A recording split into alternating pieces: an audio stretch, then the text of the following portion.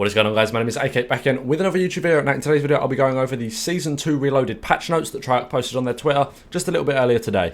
Now we've got everything from new maps to a whole load of weapon tuning and even sort of changing the way that some of the game modes play, so we've got a lot to cover. I don't want to waste any more of your time. Let's get straight into it.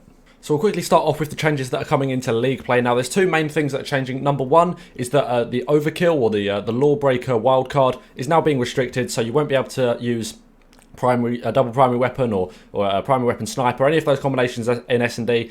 They won't be around anymore. It will strictly be one primary weapon, and Lawbreaker will only be allowed for actually using multiple perks from the same sort of perk slot.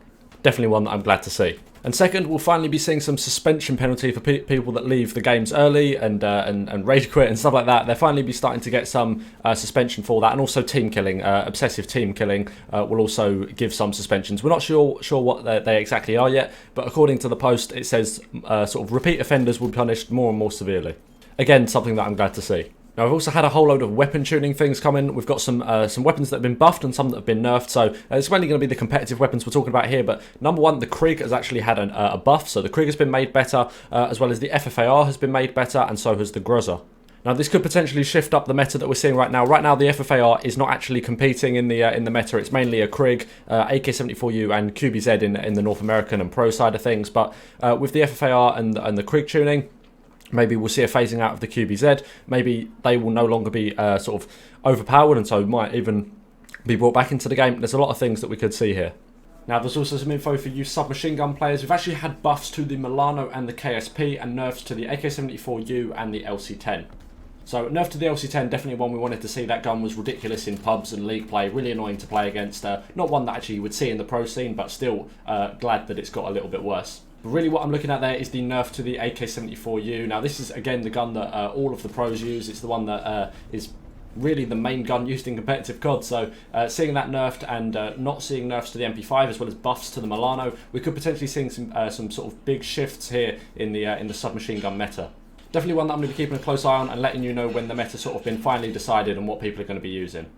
If you do want to see the exact sort of patch notes for all of these weapons, I'll leave it linked down below. I don't want to go through each of the weapons individually in today's video. That might take quite a while. But if you want to check out weapons in specific, go check it down. It'll be linked in the description below.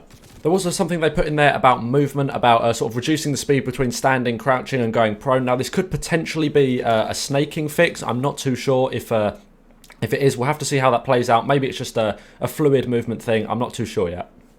So now moving on to the maps, we have quite a lot to break down. Now the first one we're talking about is Miami Strike, which is a sort of a daytime version of the big Miami, the nighttime Miami. And this is set to actually replace the normal Miami in all of the game modes except the sort of the big ground war style mode. So potentially we'll be seeing that take over the old Miami or the nighttime Miami in the league as well.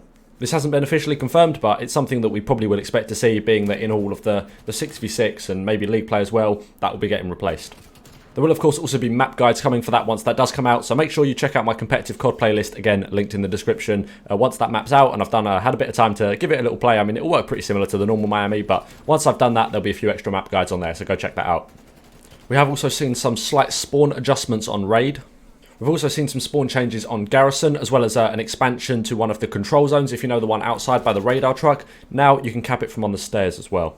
Now, the last thing I wanted to bring you in today's video is not something that was specifically mentioned in the patch notes, but it is still something that's quite important, and that is that the win conditions, or the the last round defense conditions for Control, have actually changed. So up until now, the team that got defense for the last round of Control was always dictated by the team that had the most combined kills out of the sort of the first four. But now that's changing, and it's actually now down to the team that has the most ticks on points. Sort of like, as you know, there's the 3 ticks, and then you capture the point. It's the team that has the most combined ticks across all of their offense rounds.